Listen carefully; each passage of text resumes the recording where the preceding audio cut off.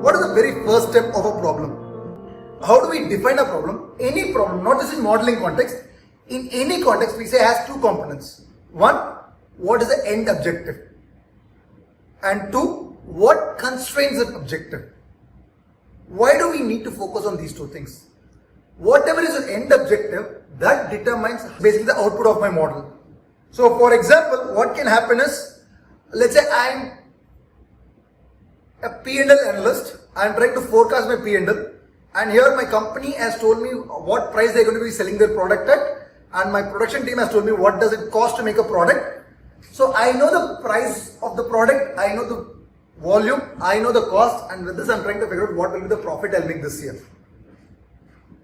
On the other hand, I could be a pricing analyst, and for me, the end objective of the model is not to figure out the profit. I am trying to figure out what should be the price of the product. So here what happens is, the profit becomes my input. On what basis do I set a price? Somebody tells me that they want to earn a profit of at least so much, they need a IRR of at least let's say 18%. Then I'm going to backwork and figure out for this 18% what should be my price, right? So end objective determines what should be your end output. And what is the role of constraints? The constraints set as to what is your key input. The constraints tells you where to start the model. The objective tells you where to end the model. The constraint tells you where to start the model. Just as an example, why is it important to us? Why should I focus on these things? From an example, let me give you a case study. Let us say I am looking at a company like, let's say a law firm. A law firm here in Mumbai has hired us for making a model to forecast their profit, right? That is their idea. I want to forecast profit for this law firm.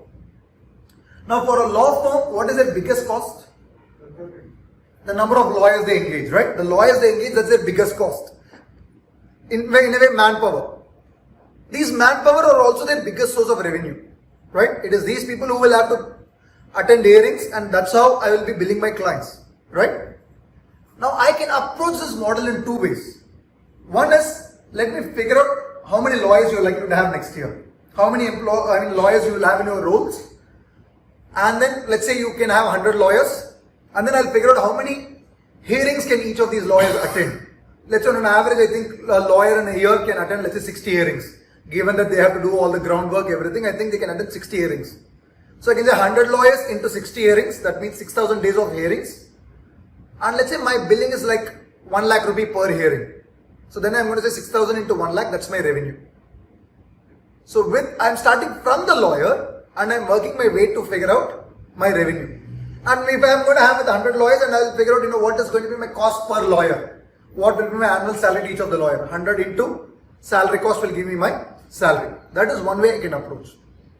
The other way I can approach the same problem is start from the number of hearings. Figure out how many clients I'm going to get. For these clients, how many days of hearings I have to attend. And then you figure out, okay, I think I'm going to get so many clients. And for these many clients, I think I'll have to attend something like, let's say, 8,000 days of hearing. And if each lawyer can attend 60 days of hearing, so 8,000 divided by 60, that's the number of lawyers I need to have.